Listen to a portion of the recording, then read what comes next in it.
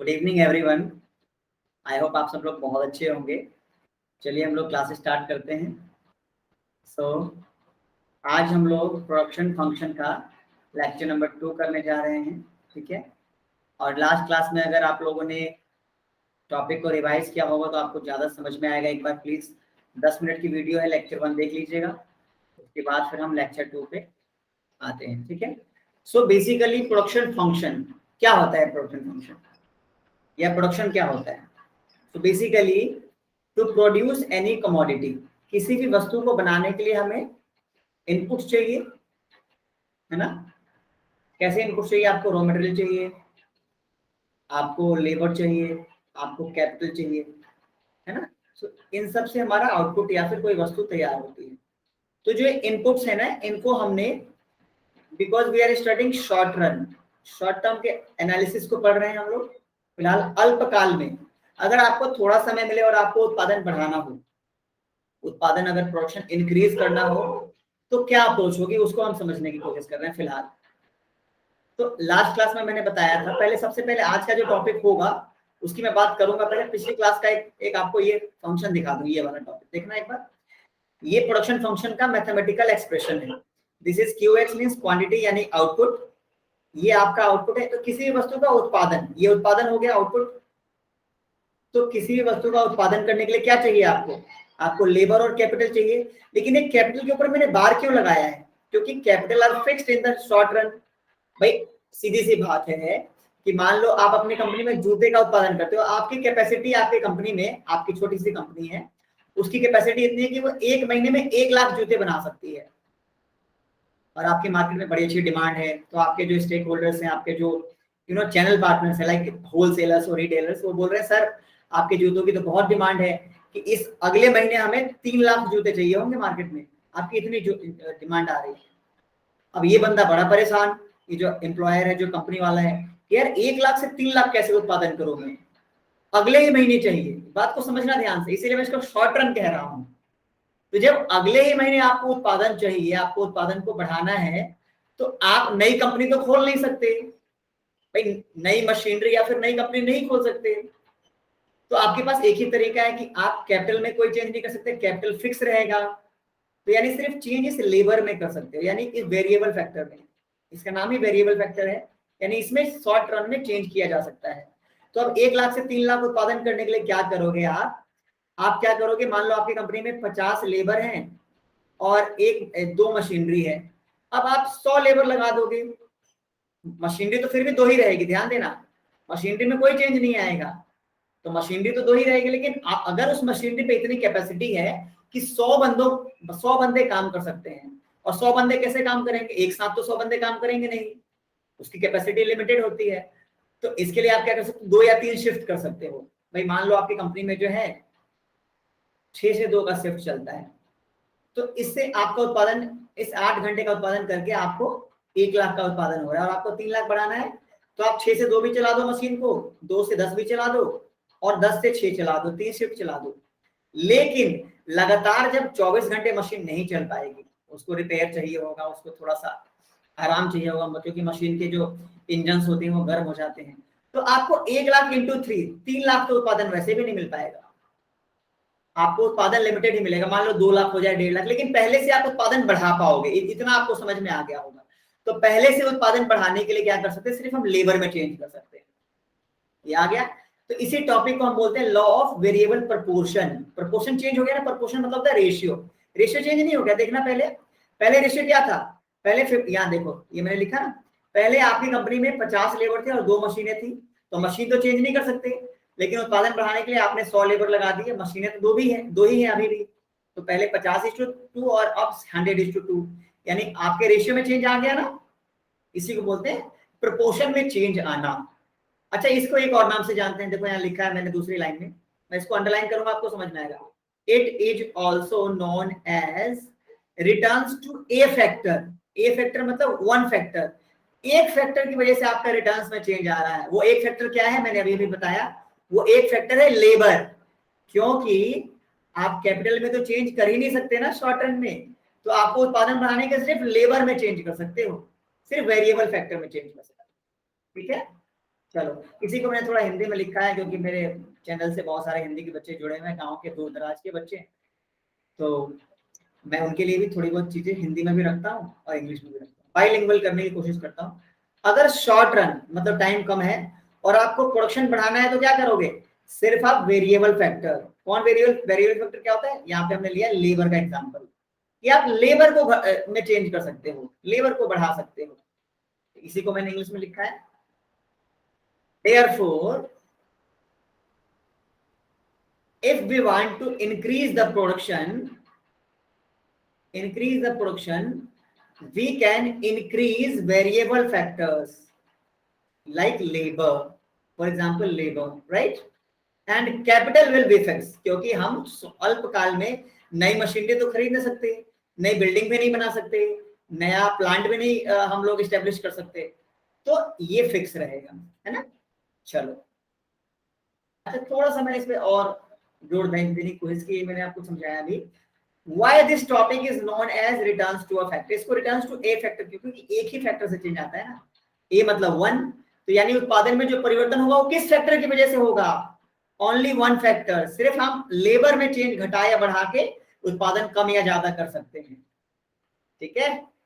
क्योंकि मैंने बार बार मैं रिपीट कर रहा हूँ कि एक ही महीने में मान लो उत्पादन 3 गुना हो गया, तो 3 गुना के लिए आप नई बिल्डिंग थोड़ी ना, नया प्लांट थोड़ी ना खोल दोगे, नया ब्रांच कंपनी का थोड़ी डाल दोगे, उसमें तो आपको साल भर 6 महीने का समय चाहिए, 2 साल 4 साल, कितना भी समय लग सकता है, वो डिपेंड करता है आपका स्केल कितना बड़ा है प्रोडक्शन का, और आपकी मैन्युफैक्चरिंग कंपनी है, ट्रेडिंग कंपनी है। Why this topic is law of variable proportion, क्योंकि प्रोपोर्शन चेंज हो जाएगा। मैंने यहाँ पे 50:5 का लिया था कि 50 लेबर है कंपनी में और 5 मशीनें लगी हुई है, तो रेशियो क्या हो गया 50:5। और अगर आपको उत्पादन बढ़ाना है तो आपने सपोज 100 लेबर बढ़ा दिए, तो मशीनें तो अभी भी सेम ही रहेंगी ना, मशीन में तो चेंज कर नहीं सकते। तो अब देखो पहले रेशियो 50:5 था, अब 100:5 हो गया, तो इसीलिए इसको लॉ ऑफ वेरिएबल प्रोपोर्शन कहते हैं। चलो अब मेन टॉपिक पे आते हैं, तो let's start the main topic. Main topic क्या है, लॉ ऑफ वेरिएबल प्रोपोर्शंस। इसको रिटर्न्स टू स्केल नहीं, सॉरी इसको रिटर्न्स टू ए फैक्टर बोलते हैं। स्केल तो मतलब पूरा उत्पादन का स्केल ही चेंज कर देना, उसमें तो हम मशीन भी चेंज कर देंगे क्योंकि हमारे पास टाइम ज्यादा हो, वो बाद में समझ।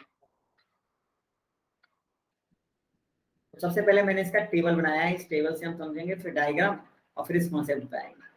मैंने पहले थ्योरी पढ़ाने की जगह पहले आपको इसका टेबल बनाया है ताकि थोड़ा प्रैक्टिकली समझना है बच्चों, ठीक है। We will understand this concepts practically, right. हम लोग इसको प्रैक्टिकली समझने की कोशिश करेंगे, और जो नहीं समझ में आएगा उसके लिए मैं हूँ ही। आप चैट बॉक्स में, कमेंट बॉक्स में लिखिए जो समझ में ना आए, या मेरी ऑनलाइन क्लास चलती है और वो ऑनलाइन क्लास ले सकते हैं। मेरी ऑनलाइन क्लास बहुत अफोर्डेबल रेट पे चलती है, तो उसके लिए आपको कोई टेंशन नहीं लेना, बिल्कुल नॉमिनल फीस, पूरे मार्केट में जो जितनी फीस है उससे मैं आधी फीस लेता हूँ बस। सो table, law of variable proportion का एक बार जल्दी से टेबल देखते हैं। आपके सामने 2 तरह के फैक्टर्स हैं, या फिक्स फैक्टर जैसे कैपिटल, मान लो कि एक खेत का अगर मान लो एक आप एक उत्पादन कर रहे हो खेत में, तो land is the fix factor, आपका जो खेत है वो एक ही रहेगा, उसमें चेंज देखो हर जगह 1 1 1 है ना, ठीक है। लेकिन लेबर में आप घटा बढ़ा सकते हो, लेबर आपने एक लगाया, फिर दूसरा लेबर लगाया, फिर तीसरा, चौथा, पांचवा, छठा, ऐसे मैंने अलग अलग कुल 6 लेबर लगा के आपको दिखाया है, और खेत आपके पास एक ही है। तो जब पहला लेबर लगाया हमने, तो हमें कितना उत्पादन मिला, 10 किलो गेहूं उत्पादन किया हमने, मान लो एक ऐसे ही मान लेते हैं। जब हमने दूसरा लेबर लगाया तब कुल उत्पादन 30 किलो हो गया। जब तीसरा लेबर लगाया तो कुल उत्पादन 45 किलो हो गया। जब चौथा लेबर लगाया तो कुल उत्पादन कितना हो गया, 52 किलो हो गया। जब पांचवा लेबर लगाया तो कुल उत्पादन 52 किलो हो गया, और जब छठा लेबर लगाया तो कुल उत्पादन 48 केजी हो गया। तो ये ऐसा क्यों हो रहा है, इसको एक एक करके समझते हैं। मान लो आपके पूरे खेत पे सिर्फ एक ही वर्कर काम कर रहा था, अब इतना बड़ा खेत, मान लो कि 1 हेक्टेयर का खेत है, तो अकेला बंदा कितना काम कर लेगा। जैसे पहले के जमाने में होता था ना, हम लोग बैल से खेती करते थे, 1 या 2 बंदे मिलकर सबके अलग अलग खेत होते थे, तो सब अपने अपने लिए काम करते थे, तो ऐसे में उत्पादन कम आता था, उत्पादन सिर्फ 10 किलो हो रहा है। लेकिन जब आपने दूसरा लेबर लगाया ना अपने खेत पे, तो 2 लोगों ने मिलकर काम को तेजी से बढ़ाया होगा, क्योंकि बहुत बड़ा खेत है, उस पर और लोग भी आ सकते हैं, तो यानी दूसरे लेबर के आने से कुल उत्पादन में कितना चेंज आया भाई, पहला सिर्फ 10 उत्पादन कर रहा था और दूसरे के आने से 30, तो कुल उत्पादन में कितना चेंज आया, 20 का चेंज आया। इसको बोलते हैं एमपी। तो पहला ये जो टेबल है टोटल प्रोडक्शन का, और अगला है मार्जिनल प्रोडक्शन का। मार्जिनल मतलब जब हम एक एक्स्ट्रा लेबर लगाएंगे तो कुल उत्पादन में इस टीपी में जितना चेंज आएगा उसको बोलेंगे एमपी, कुल उत्पाद, सीमांत उत्पाद, मार्जिनल प्रोडक्ट। अब जब हमने तीसरा लेबर लगाया होगा तो कुल उत्पादन 45 हो गया, तो 30 से बढ़ के 45 हुआ है, तो कुल कितना चेंज आया, तीसरे बंदे के आने से 45 का, सॉरी 15 किलो का चेंज आया। फिर चौथे बंदे के आने से 45 से 52 हुआ, 7 किलो का चेंज आया। फिर पांचवें बंदे के आने से 52 का 52, सेम कोई चेंज नहीं आया, यानी कि एमपी 0 है, यानी हम पांचवा बंदा नहीं भी लगाएंगे तो भी उत्पादन में कोई फर्क नहीं पड़ेगा। और छठा बंदा लगाने से हमारा उत्पादन उल्टा घटने लग रहा है, ये 52 किलो से घट के 48 किलो हो गया। ऐसा क्यों होगा उसकी बात तो हम करेंगे ही। यानी छठा लेबर लगाने से हमें फायदे की जगह उल्टा नुकसान हो रहा है, 4 किलो उत्पादन का हमें नुकसान हो गया, 52 किलो से उत्पादन घट के 48 किलो हो गया। तो इसके 3 स्टेजेस हैं, इस तीनों स्टेज को समझते हैं, फिर मैं आपको इसका रीजन बताऊंगा ऐसा क्यों होता है।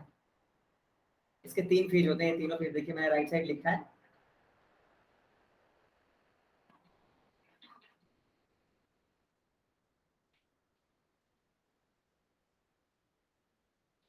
देखिए फेज 1, फेज 1 जो है इसको बोलते हैं increasing returns to a factor, क्योंकि इसमें एमपी इंक्रीज हो रही है। देखो एमपी मतलब मान लो मेरे खेत में सिर्फ अकेला मैं काम कर रहा हूं, तो मैं अकेले 10 किलो उत्पादन कर रहा हूं, लेकिन क्या मैंने दूसरा लेबर लगाया तो मेरा कुल उत्पादन बढ़ा या नहीं बढ़ा, उस दूसरे बंदे के आने से मेरा कितना उत्पादन चेंज हुआ, पहले जितना था उससे ज्यादा चेंज हुआ या पहले जितना था उससे कम चेंज हुआ, देखना है यहाँ पे। ये फर्स्ट फेज में एमपी क्या है, एमपी इंक्रीज हो रही है, क्यों, क्योंकि 10 से 20, यानी दूसरे बंदे ने आके 20 किलो गेहूं उत्पादन किया होगा, सिर्फ अकेले नहीं किया होगा, यानी उसके आने से हम दोनों ने मिलकर जो उत्पादन किया उससे उत्पादन में बढ़ोतरी हो रही है, यानी एमपी इंक्रीज है। जब एमपी इंक्रीज होगा तो इसको बोलते हैं increasing returns to a factor. अब सेकंड फेज, ये फेज सेकंड को बोलते हैं डिमिनिशिंग या डिक्रीजिंग, डिमिनिशिंग को ही डिक्रीजिंग बोलते हैं, इसको बोलेंगे decreasing returns to a factor. इसका मतलब क्या हुआ कि जब हम तीसरा लेबर लगाया हमने तो उत्पादन 15 किलो बढ़ा, चौथा लेबर लगाया तो उत्पादन सिर्फ 7 किलो बढ़ा, पांचवा लेबर लगाया तो पांचवा लेबर लगाने से उत्पादन 0 बढ़ा। यानी इस फेज में क्या हो रहा है, इस फेज में एमपी क्या है, एमपी आपका डिक्रीज हो रहा है, एमपी आपका डिक्रीज हो रहा है, इसीलिए इसको बोलते हैं decreasing returns to a factor. अब एमपी डिक्रीज होगा तो टोटल प्रोडक्शन क्या है, टोटल प्रोडक्शन आप देखो बढ़ रहा है, पहले यहाँ पे देखना सेकंड कॉलम, यहाँ 45 है, फिर 52 हुआ, फिर 52 हुआ और फिर 48 हुआ, यानी यहाँ पे अभी 48 नहीं देखना, 48 नहीं देखना, इसी फेज को देखो, यहाँ बढ़ तो रहा है लेकिन बढ़ने की स्पीड कम हो गई है। पहले बढ़ने की स्पीड फर्स्ट फेज में देखना, फर्स्ट फेज में 10 थी और 10 से सीधा कितनी हो गई थी, 30 हो गई थी, लेकिन दूसरे फेज में ये स्पीड कम हो गई है। तो इसमें क्या होता है, जब एमपी घटने लगता है तो टीपी धीमी गति से बढ़ता है, इसको हम डिटेल में देखेंगे, टेंशन नहीं लेना है। थर्ड फेज को क्या बोलते हैं, थर्ड फेज को बोलते हैं negative returns to a factor, आपके जो रिटर्न्स है वो नेगेटिव हो गए हैं। जाहिर सी बात है जब नेगेटिव होगा तो अगला बंदा लगाने से, छठा बंदा लगाने से हमारा उत्पादन बढ़ने की जगह उल्टा वो छठा बंदा आके -4 kg, पहले 48, पहले 52 किलो हो रहा था ना पांचवें बंदे से, अब छठे बंदे के आने से सिर्फ 48 किलो, यानी इन दोनों को माइनस करो, 48, 52 माइनस 48, यानी सॉरी 48 माइनस 52,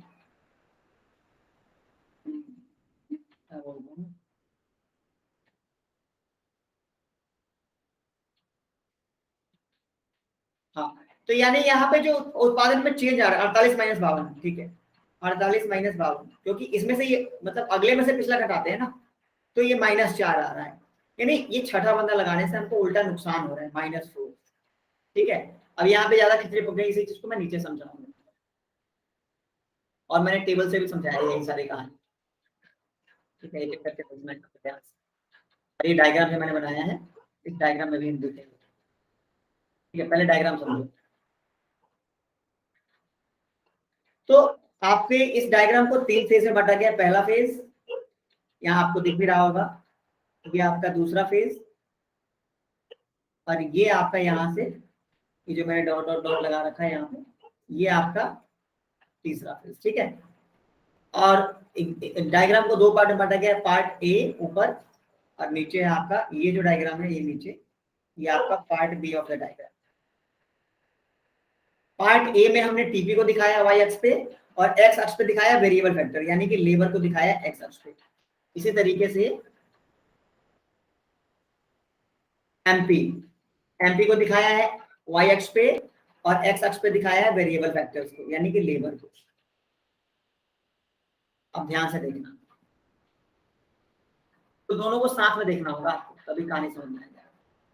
इसी का मैंने सेम डायग्राम का मैंने ऊपर टेबल बना रखा है, तो टेबल आपको समझ में आएगा क्या होगा। जब पहला हमने प्रोडक्शन का उत्पादन किया था तो आपके पास जब पहला पे लेबर लगाया था तो आपका 10 उत्पादन हो रहा था। जब दूसरा लेबर लगाया तो आपको याद होगा 30 के बराबर उत्पादन हो रहा था, है ना। यहाँ देखो 30 के सामने है नहीं। जब तीसरा लेबर लगाया था तो आपका जो उत्पादन है वो 45 देखो 45 के सामने है ना। जब चौथा लेबर लगाया तो आपका उत्पादन 52 हुआ 52 और पांचवा भी 52 हुआ 52 और छठे में घटने लग रहा है, यहाँ पे 48 हो गया है। ठीक है, हाँ जी बिल्कुल सही। अब देखना एक एक करके देखना। तो यहाँ पे हमने इसको ना इस डायग्राम को 3 फेज में बांटा। ये रहा पहला फेज, यहां से बांटा। पहले फेज में कितने लेबर है, पहला लेबर और ये दूसरा लेबर, यहां तक दूसरा लेबर, नीचे पहला लेबर और दूसरा लेबर। तो जो पहला लेबर है उसके जब दूसरा लेबर लगाया तो उत्पादन सीधा 10 से बढ़ के 30 हो गया। तो यानी ये एमपी बहुत तेजी से बढ़ रहा है और सॉरी टीपी तेजी से बढ़ रहा है। क्यों? क्योंकि यहाँ पे एमपी बढ़ रहा है। देखो यहाँ पे नीचे देखो एमपी क्या हो रहा है, एमपी पहले 10 है और दूसरे में 20 है। अब ध्यान से टेबल को चेक करना, एमपी पहले में 10 है दूसरे में 20 है, तो एमपी बढ़ रहा है। जब एमपी बढ़ेगा तो ऊपर वाला टीपी क्या होगा, टीपी बढ़ेगा और तेज गति से बढ़ेगा, सीधा एकदम स्ट्रेट, सीधा बहुत तेजी से बढ़ेगा। अब आ जाओ दूसरे फेज में, ये है आपका दूसरा फेज, ये है आपका दूसरा फेज। दूसरा फेज में क्या हो रहा है, दूसरे फेज में ध्यान से पहले एमपी को देखो, एमपी क्या हो रहा है,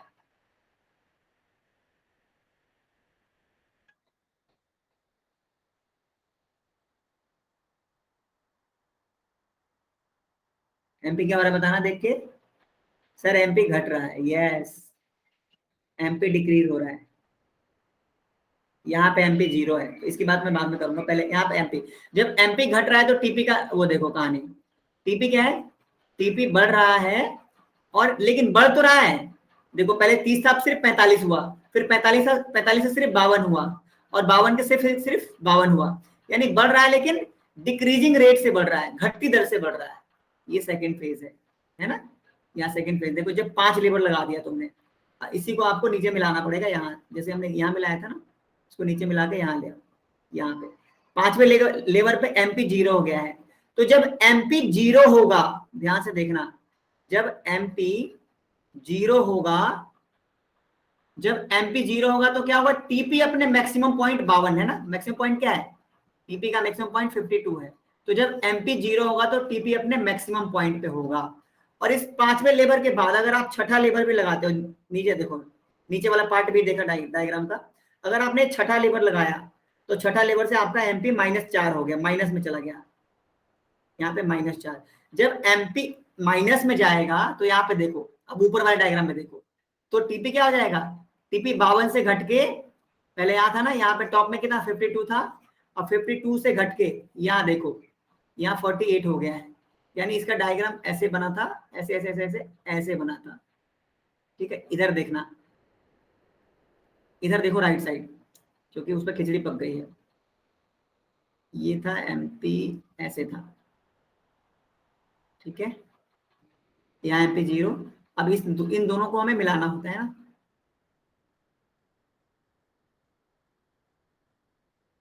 ठीक है। और ये रहा पहला फेज, यहां तक एमपी बढ़ रही है तो देखो टीपी बढ़ रहा है और तेज गति से बढ़ रहा है। ये पहला फेज हो गया। दूसरा फेज देखो, यहाँ पे क्या हो रहा है, एमपी गिर रही है, ध्यान से देखो, जब एमपी गिरेगी तो टीपी बढ़ेगा लेकिन धीरे धीरे बढ़ेगा, क्योंकि देखो पहले यहाँ पे यहाँ तक 30 था ना, अब 30 से यहाँ 45 हुआ, 45 से 52 और फिर 52 से 52, यानी बहुत धीरे धीरे बढ़ रहा है। 7 फिर 0 का चेंज, पहले 15 का चेंज, फिर 7 का चेंज, फिर 0 का चेंज, ठीक है। अब उसके बाद जब एमपी नेगेटिव में चला गया यहाँ पे -4, जब एमपी इससे 0 से भी नीचे आ गए, यहाँ पे 0 होता है ना, जब एमपी 0 से भी नीचे आ गया तो टीपी क्या होगा, तो फिर टीपी टीपी डिक्लाइन, टीपी गिरने लगेगा। यहाँ तक टीपी मैक्सिमम था, अब फिर टीपी का डिक्लाइनिंग पोर्शन शुरू हो गया। तो अब आपको समझ में आ गया होगा, डायग्राम भी समझा दिया मैंने और आपको मैंने टेबल भी समझा दिया। चलो अब नीचे चलते हैं, आ जाओ, अब हम लोग नीचे चलते हैं। और इसी को मैंने, तीनों फेजों को मैंने बहुत डिटेल में समझाया है। देयर आर 3 फेजेस, 3 फेजेस होते हैं लेबर ऑफ वेरिएबल प्रोपोर्शन के इस टॉपिक के। तो तीनों फेजों को सिलसिलेवार तरीके से समझते हैं। फेज 1 में क्या हुआ, फेज 1 में एमपी इंक्रीज था, आपको पता है ना, एमपी पहले 10 था, फिर एमपी 20 हुआ था। तो एमपी जब बढ़ रहा था तो टीपी क्या, टीपी बढ़ती दर से बढ़ रहा था। टीपी पहले 10 था, फिर 10 से सीधा 30 हो गया था, है ना, बिल्कुल सही। दूसरे फेज में क्या था, फेज 2 देखो, हाँ इस, तो टीपी इंक्रीज था, बहुत तेजी से बढ़ रहा था टीपी, है ना, इसको बोलते हैं TP increase at increasing rate. TP बढ़ तो रहा है लेकिन इंक्रीजिंग रेट से बढ़ रहा है। दूसरा देखो एमपी डिक्रीजेस, जब एमपी डिक्रीज यानी एमपी डिक्रीज होगा 20 से, फिर एमपी में क्या था, 20 से एमपी, आप एक बार ध्यान से देखोगे अपने टेबल को, तो एमपी जो है 20 से, 20 था ना यहाँ पे, अब देखना सेकेंड स्टेज में ये 15 हुआ, फिर 7 हुआ, फिर 0 हो गया, फिर 0 हो गया, 15 7 और फिर 0। तो यानी यहाँ पे एमपी आपने देखा पहले 15 था, फिर 7 था, फिर 0 हो गया, यानी एमपी यहाँ पे डिक्रीज हो रहा है। जब एमपी डिक्रीज होगा तो भी टीपी बढ़ेगा, टीपी फिर भी बढ़ेगा लेकिन बढ़ने की स्पीड कम हो जाएगी। TP increases but at decreasing rate, TP बढ़ेगा तो लेकिन घटती दर से बढ़ेगा, बढ़ने की स्पीड कम हो जाएगी। पहले सिर्फ 15 टीपी में सिर्फ 15 जोड़ेंगे, फिर सिर्फ 7 जोड़ेंगे, फिर सिर्फ 0 जुड़ेगा। अब जहां एमपी 0 होगा, जहां पे 0 जुड़ेगा ना, वहां पे जाहिर सी बात है कि टीपी में कोई चेंज नहीं आएगा, वो मैं आपको नोट में मैंने लिख दिया नीचे। और फेज 3 देखना, फेज 3 को बोलते हैं नेगेटिव स्टेज। जब एमपी नेगेटिव होगा तो टीपी क्या होगा, टीपी स्टार्ट डिक्लाइनिंग, तब टीपी गिरना शुरू हो जाएगा। क्यों, क्योंकि यहां तक एमपी 0 आ गया था ना, नहीं मतलब 0 तो यहीं पे आ गया था, अब यहाँ पे एमपी -4 है। जब एमपी -4 है तो टीपी अपने मैक्सिमम पॉइंट 52 से -4 घट के 48, यानी टीपी जो है, आपको अगर डायग्राम याद हो तो टीपी का जो ऐसे शेप था ना, यहाँ मैक्सिमम पॉइंट अब यहाँ आ जाएगा। ठीक है, बहुत बढ़िया। अब इंपॉर्टेंट नोट भी पढ़ लो जो मैंने अभी बताया था, जब एमपी 0 होगा तब टीपी अपने मैक्सिमम पॉइंट पे होगा, है ना, ये नीचे बनाना। जब एमपी 0 होगा तब टीपी अपने मैक्सिमम पॉइंट यहाँ पे होगा। ठीक है, चलो बहुत बढ़िया, वेरी गुड, तुम लोगों को अच्छे से समझ में आ रहा है, यही मेरे मेहनत का फल है बस। रीजन्स ऑफ ऑल 3 फेजेस, सभी फेजेस का रीजन्स देखते हैं, एक बार जल्दी से देखते हैं। थोड़ा आपको ये टॉपिक लेंथी लग रहा होगा लेकिन जब तक समझोगे नहीं ना तब तक इस चैप्टर में आपको प्रॉब्लम्स होती रहेगी। तो फेजेस, फेज 1 देखो, फेज 1 को बोलते हैं increasing returns to a factor, क्योंकि इसमें एमपी बढ़ रहा होता है, क्योंकि इसमें एमपी बढ़ रहा होता है। आपको याद है ना 10 से 20 हो गया था। तो ये होता क्यों है, क्योंकि better utilisation of fix factor, fix factor मतलब लैंड। अब एक खेत पे तुम अकेले मर मर के काम कर रहे थे, जैसे ही दूसरा लेबर आया आपने काम आधा आधा बांटा और आपका काम बहुत तेजी से बढ़ा। ठीक है, और दूसरा increasing efficiency of variable factor, variable factor मतलब लेबर। पहले अकेले थे ना आप, जैसे एक और वर्कर आया तो आप दोनों ने काम को बड़ी तेजी से किया, यानी दोनों की इफिशियंसी बढ़ गई। दोनों ने काम को जब आधा आधा बांटा ना तो दोनों की गति बहुत तेज बढ़ गई। ठीक है, फेज 2 देख लीजिए, फेज 2 को क्या बोलते हैं, फेज 2 को बोलते हैं diminishing returns to a factor, Hindi में बोलते हैं घटते कारक के प्रतिफल।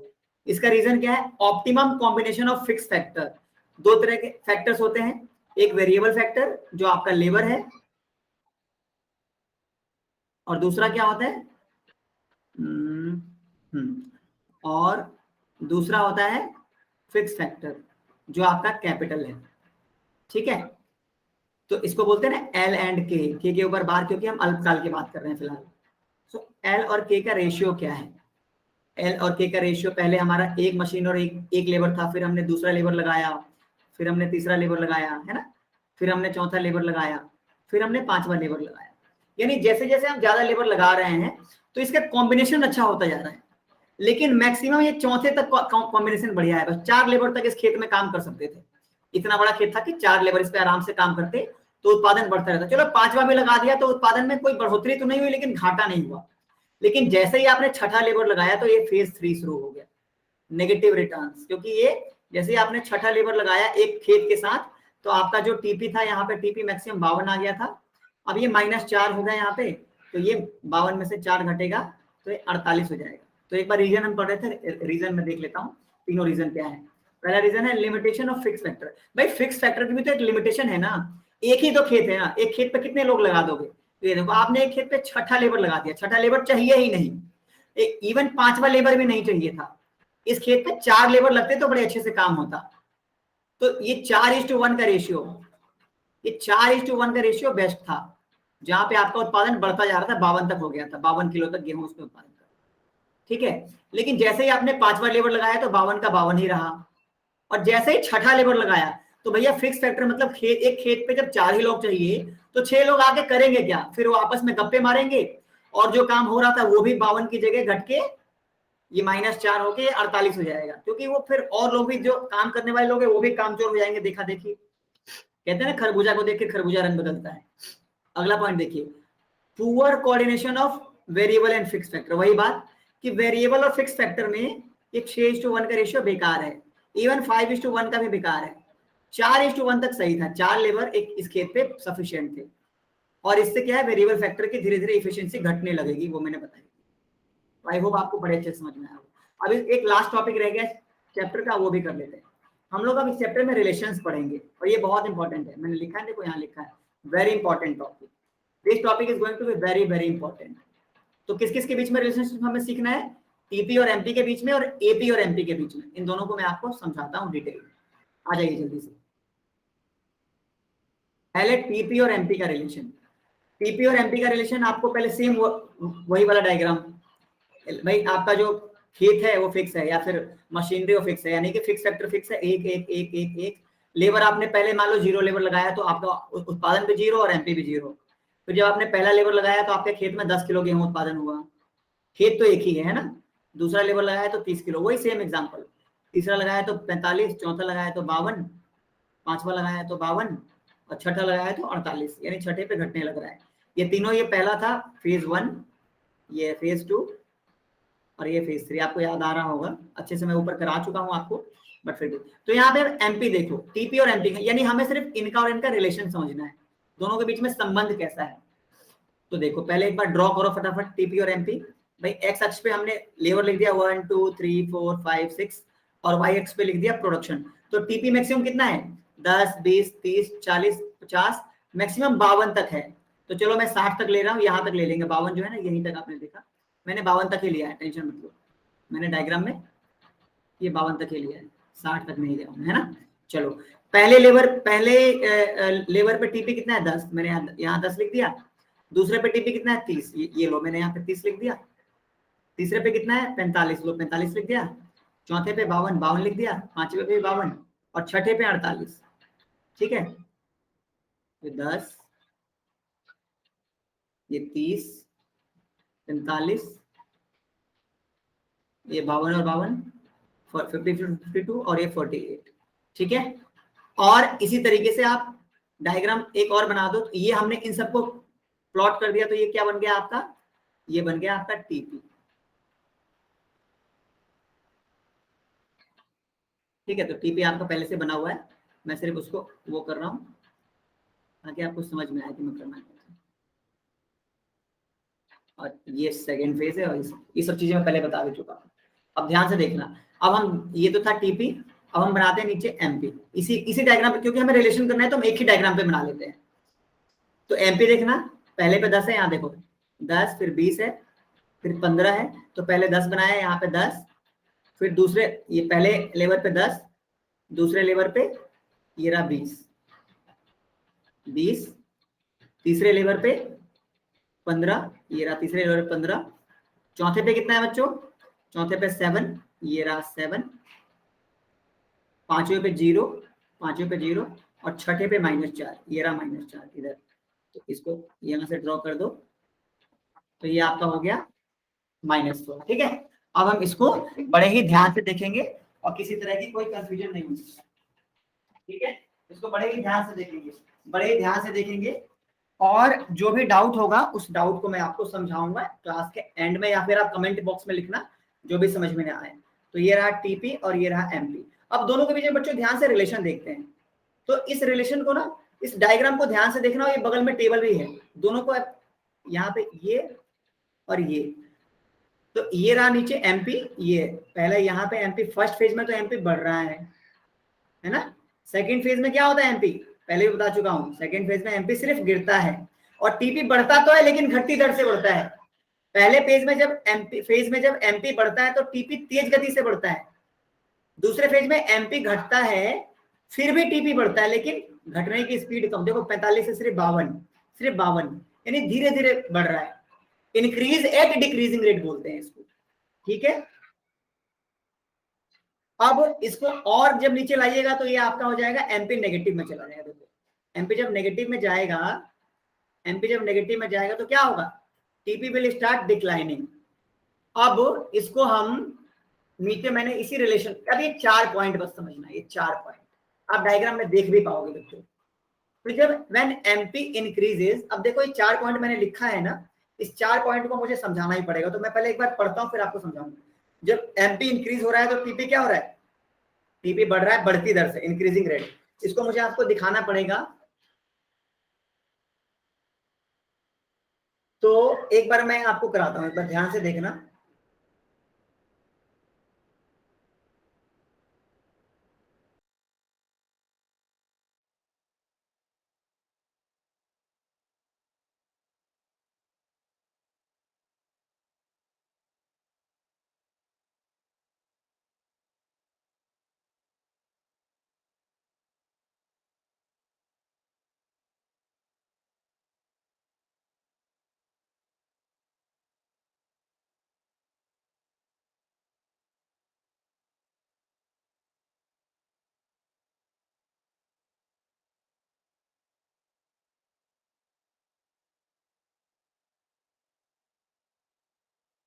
पैसेज बना के रखिएगा। हाँ जी, सिर्फ डायग्राम देखो आप।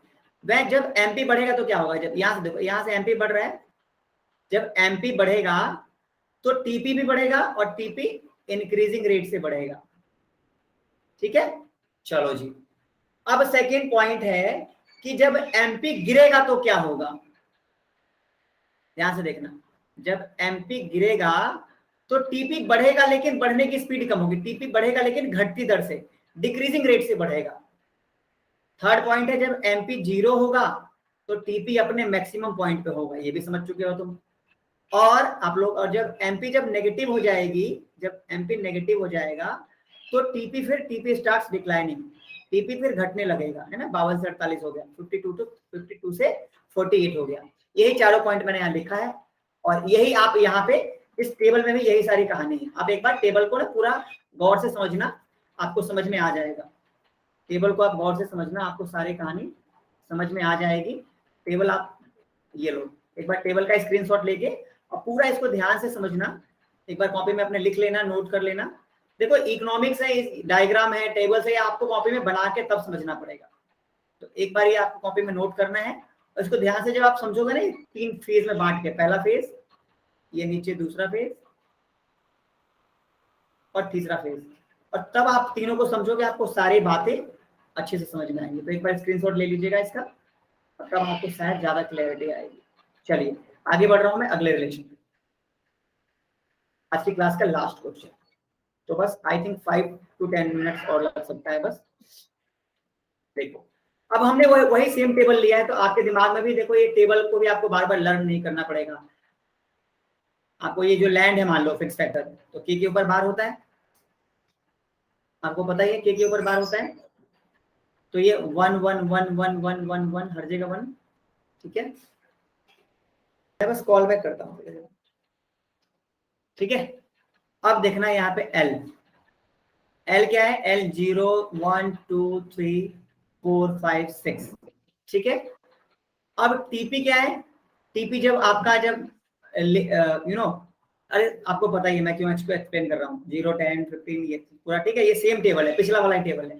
अब एपी कैसे निकालते हैं भाई, टीपी को एल से डिवाइड कर दो, यानी इन दोनों को डिवाइड कर दो, तो 0 को 0 से डिवाइड किया, ये आ गया। 10 को 1 से डिवाइड किया तो 10 आ गया। 30 को 2 से डिवाइड किया तो 15 आ गया। ऐसे करके हमने एपी बना लिया। और एमपी आपको पता ही है, एमपी क्या होता है, चेंज होता है। 10 और 30 में कितने का चेंज आया है, 20 का। 10 और 0 में कितने का चेंज आया है, 10 का। 10 और 30 और 45 में कितने का चेंज आया है, 15 का। तो आपको पता ही एमपी का फॉर्मूला भी पता है, MP N equals to TP N minus TP N minus 1। ये मैं पहले भी बता चुका हूँ पिछली क्लास में भी, तो आपको ये देख लेना है और आपको समझ लेना है, ठीक है। तो ये पूरा हमने बना लिया। अब हमारे पास डायग्राम भी है और टेबल भी है। देखो राइट साइड में डायग्राम बनाया मैंने, एक्स एक्स पे मैंने लेबर को दर्शाया है, 1 2 3 4 5, हमने कुल 6 लेबर लगाए हैं। और आपका जो एमपी और टीपी, तो एमपी का मैक्सिमम पॉइंट देखो, जब भी टेबल बनाते हैं तो मिनिमम और मैक्सिमम पॉइंट, तो एमपी का मिनिमम पॉइंट क्या है, एमपी का मिनिमम पॉइंट है भैया -4, और 0 से कोई भी टेबल शुरू होता है तो 0 के नीचे जाना पड़ेगा, है ना। ये पॉइंट ऑफ ओरिजिन है, ओरिजिन से भी नीचे जाना पड़ेगा। देखो -4 के लिए मुझे नीचे जाना पड़ा। और ऊपर मैक्सिमम कहाँ तक है, मैक्सिमम 20 तक है। तो मैक्सिमम मुझे, ये मैंने 24 तक लिया, लेकिन जाना मुझे 20 तक ही पड़ेगा, तो मैंने 4 का गैप ले लिया इसमें, ठीक है। ये सब आपको पता ही होगा प्यारे बच्चों, ठीक है। अब ध्यान से देखना, अब ध्यान से देखना एमपी और टीपी। तो पहले एमपी देखो, एमपी एमपी शुरू में जब पहला लेवल लगाया तो एमपी कितना है, 10 है। दूसरे पे एमपी 20 है। तीसरे पे फिर एमपी 15 है, और फिर 7, फिर 0, फिर -4। तो पहले पे एमपी 10 है, दूसरे पे 20 है। देखो यहाँ पे इसके सामने 20 है ना, दूसरे पे 20 है। फिर तीसरे पे कितना है, तीसरे पे 15, ये रहा 15। चौथे पे कितना है एमपी, चौथे पे एमपी है आपका 7, तो ये रहा 7 यहाँ कहीं। पांचवें पे एमपी 0, और छठे पे एमपी -4 यहाँ पे, ठीक है। और अब एपी देखो, एपी क्या है, एपी है 10, और उसके बाद फिर एपी क्या है, 10 के बाद 15 तो सेम यहीं पे आ जाएगा जहां पे एमपी है, यानी 15 पे ये दोनों एपी और एमपी बराबर है, ठीक है। उसके बाद फिर एपी क्या है, 15 के बाद फिर से आपका दोबारा एक बार और नहीं, एपी 15 के बाद एक बार और 15 है, दो बार 15, यानी दूसरा पॉइंट भी यहीं आएगा। फिर आपके पास 13 है, 13 यहाँ पे आएगा। फिर आपके पास 10 है, 10 यहाँ पे आएगा, यहाँ कहीं आएगा। और फिर आपके पास 8 है, 8 यहाँ कहीं आएगा। यानी एमपी जो है ना, वो तेजी से बहुत धीरे धीरे बढ़ भी रहा है। फिर एक पॉइंट है जहां दोनों बराबर हो गए, एपी और एमपी। फिर जो है आपका क्या है, एमपी फिर गिरने, सॉरी एपी फिर गिरने लग रहा है, और एमपी भी गिर रहा है। लेकिन एमपी देखना तेज गति से गिर रहा है, तेज गति से गिरा तभी तो जल्दी 0 आ गया इसका, और फिर ये माइनस में भी चला गया। जबकि एपी तो अभी भी पॉजिटिव ही है। इसी चीज को हमें समझना है रिलेशन की सहायता से, इसी चीज को हमें रिलेशन की सहायता से समझना है। तो पहला पॉइंट है, जब एमपी एपी के ऊपर होगा तो क्या होगा, जब एमपी एपी से ज्यादा होगा या फिर इसके ऊपर होगा। देखो यहाँ पे एमपी ऊपर है ना एपी के, देखो ये एमपी ऊपर है। जब एमपी ऊपर होती है एपी के तो एपी बढ़ रही होती है। देखो एपी यहाँ पे बढ़ रही है, एपी बढ़ रही है ना, ठीक है। ये हो गया आपका पहला पॉइंट एक्सप्लेनेशन का। दूसरा पॉइंट, जब ये दोनों बराबर होते हैं तो क्या होता है, जब एपी और एमपी दोनों बराबर होते हैं तो क्या होता है, तो एपी अपने मैक्सिमम पॉइंट होता है। देखो एपी का मैक्सिमम पॉइंट क्या है, यही है ना। फिर उसके बाद एपी यहां से गिरने लग रहा है, ठीक है। अब थर्ड पॉइंट देखो, थर्ड पॉइंट है जब एमपी एपी से कम है, इसके जस्ट उल्टा, फर्स्ट पॉइंट के उल्टा। फर्स्ट पॉइंट था कि एमपी जब ज्यादा है एपी से तो क्या, आप देखो when MP is less than AP, जब एमपी एपी से लेस होगा। देखो एमपी अब यहां से इससे कम हो गया ना, एमपी देखो इससे, ये रहा एपी और ये रहा एमपी, एमपी कम हो गया तो फिर एपी भी गिरने लगेगा। जब एमपी इसके नीचे आ जाएगा तो एपी भी गिरने लगेगा, ठीक है। और जब ये, और चौथा पॉइंट, जब दोनों गिरेंगे तो क्या होगा, जब दोनों गिरेंगे तो एमपी तेज गति से गिरेगा और एपी धीरे धीरे गति से गिरेगा। इसी बात को मैंने, आप यहाँ टेबल में भी सेम चीज यही देख सकते हो, सेम यही कहानी। आप जब एपी और एमपी को एनालाइज करोगे तो एक बार आप इस टेबल को ध्यान से देखना, इसका स्क्रीनशॉट ले लेना और आराम से लो, अभी भी ले लो स्क्रीनशॉट इस पूरे टेबल का, और उसके बाद इसको एनालाइज करना, आपको पूरी कहानी समझ में आ जाएगी। इसी को मैंने 4 पॉइंट में एक्सप्लेन किया जो मैं आपको समझा चुका हूँ। कहता है जब एज सुन एज, जब तक एमपी ज्यादा है एपी से तो एपी बढ़ेगा, जब दोनों बराबर होंगे तो एपी अपने मैक्सिमम पॉइंट पे होगा। चलो मैं एक बार दोबारा डायग्राम बना दूं क्या, एमपी ऐसा होता है, ठीक है। और एपी जो है, एपी कैसा होता है, एपी ऐसा होता है, ठीक है। तो जब एमपी ज्यादा है एपी से तो क्या हो रहा है, जब एमपी देखो एमपी ज्यादा है एपी से तो एपी बढ़ रहा है, देख रहे हो एपी बढ़ रहा है। जब दोनों बराबर है तो क्या है, तो एपी अपने मैक्सिमम पॉइंट पे, देखो इस मैक्सिमम पॉइंट के बाद क्या है, एपी गिरने लग रहा है। तो ये पहला। दूसरा पॉइंट क्या है, एमपी और एपी बराबर होंगे तो एपी अपने मैक्सिमम पॉइंट पे होगा। फिर तीसरा पॉइंट क्या था जस्ट उल्टा, जब एमपी कम हो जाए एपी से, यहाँ देखो कम हो गया ना, यहाँ देखो एमपी जो इससे भी कम हो, एमपी कम हो गया ना एपी से, ये रहा एमपी कम हो गया है एपी से। तो जब एपी एमपी से कम हो जाएगा तो एपी भी गिरने लगेगा, देखो यहाँ एपी गिरने लग रहा है। तो ये तीसरा पॉइंट। और चौथा और लास्ट पॉइंट क्या है, जब दोनों गिरने लगेंगे, जब एमपी और एपी दोनों जब डिक्लाइन होगा तो एमपी तेज गति से गिरेगा और एपी गिरेगा लेकिन धीरे धीरे। तेज गति से गिर रहा है तभी तो एमपी जीरो भी हो गया और एमपी नेगेटिव में भी चला गया है, जबकि ये तो पॉजिटिव ही है। तो ये पूरी कहानी थी।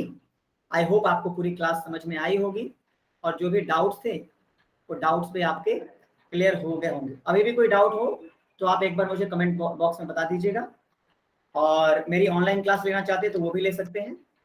मुझे आप कमेंट बॉक्स में जो भी है मेरा कॉन्टैक्ट नंबर आप बोलोगे तो मैं अपना कॉन्टैक्ट नंबर दे दूंगा and you can join with me, मेरे साथ आप ज्वाइन कर सकते हैं। चलिए आज के लिए इतना ही, थैंक यू।